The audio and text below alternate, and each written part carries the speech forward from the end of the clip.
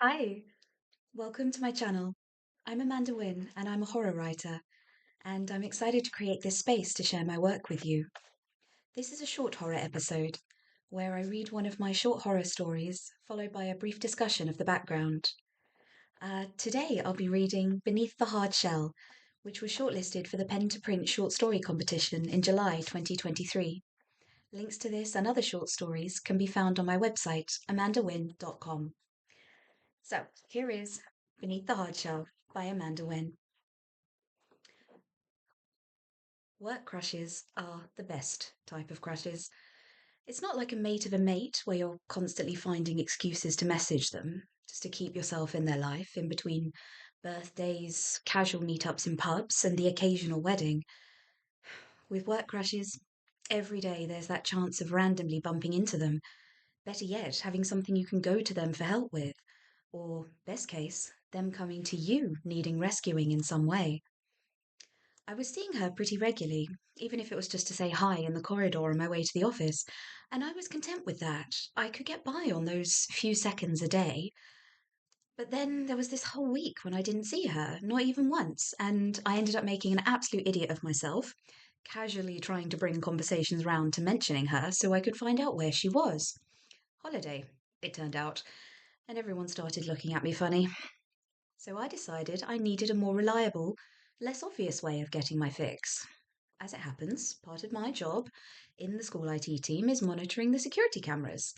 Now, I know what you're thinking, and it's not like that. It's not like I was watching her in the loo or the changing room.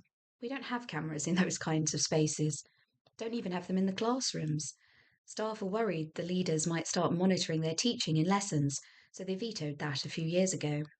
It's just on the gates, the doors, the corridors, and the communal spaces. And we don't monitor them all the time, or at all, really, normally. The monitoring person is me, one person. There's 20 cameras going all the time. I keep an eye on the crunch points when I can, when I'm not in a meeting or something. I'll watch the camera on the front gate at morning drop off time, watch the cafeteria camera during lunch. You get the idea. Most of the value of the cameras comes from the retroactive footage requests. Someone's arguing about who hit who first in a fight. I can bring up the recording with audio. Someone's wondering where their laptop went. Here's person A, leaving the classroom, carrying it. Helps clarify things for all involved. Anyway, I wasn't specifically following her on the cameras. Not at first. I was just leaving the camera feeds on my screen so I could spot when she walked through the gate in the morning or when she went out on break duty. I see her and her ponytail bouncing back up the west corridor at 11 a.m., and I know all is right with the world. This brings me to the problem I wanted to talk to you about today, and I need you to get past it when I say I did start following her on the cameras, okay? This week, I have been deliberately watching her. I admit it, don't be judging me because that's not what I need right now. Right now, I need help, advice, something. It was after hours yesterday, properly after hours. My workday ended at 4 pm, but I could still see her around site, so I hung on. I tried to catch her at the gates, you see, so that we walked to the bus stop together. But she was on site really late yesterday. She was helping some colleagues move things around the building, stacks of exercise books and the like. Then the others left, and it was just her and me. I watched her walk back to her classroom. She closed the door but flicked on the lights so you could see in through the window in the corridor. And there's this big tank of giant African snails on the sideboard there. You see them crawling up the glass in the tank, and it's like they're crawling up the window. They do, occasionally. We've had ones escape over the years. At least they don't move fast. As class pets go, they're lower maintenance than the bloody hamsters and rabbits. If you can get over the ick factor of these apple-sized slime machines, they can be quite relaxing to watch moving around or munching on lettuce leaves. Yeah, so I watched her. I watched her.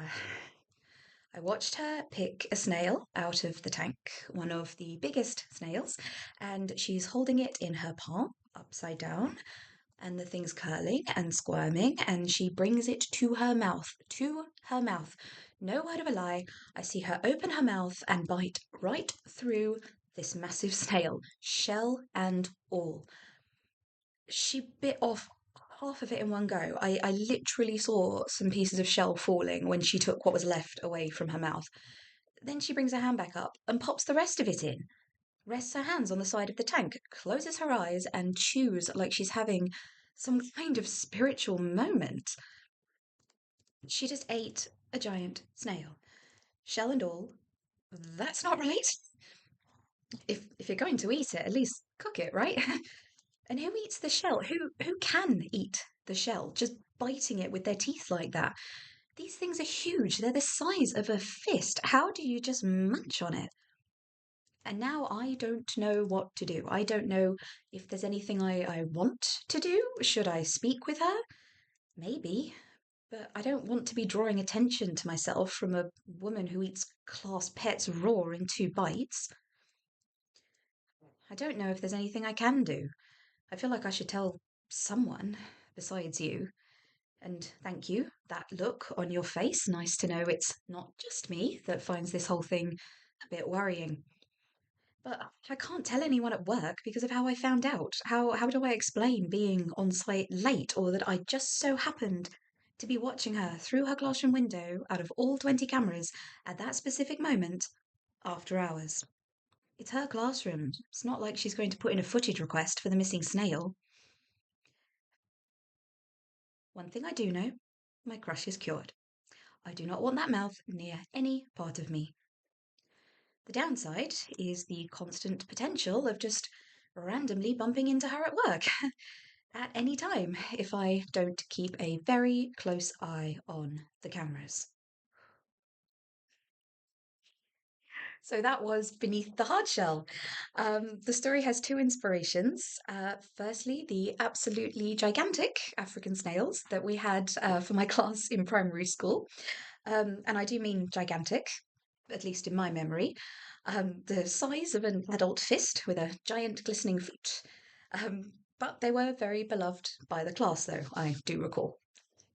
And the second inspiration is the increasing level of surveillance in today's world, one which people would hope is always applied proportionally and with discretion.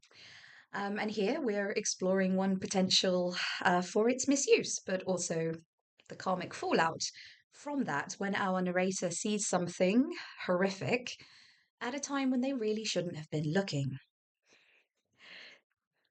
Thank you for joining me for Beneath the Hard Shell. I look forward to seeing you in the next episode. In the meantime, if you enjoy my writing, my horror novel Flatcoat is available for purchase on Amazon and other online stores.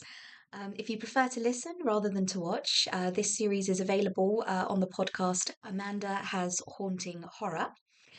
And you can learn more about my work on my website, amandawynne.com. Sending you my very best spooky wishes, and I will see you again soon.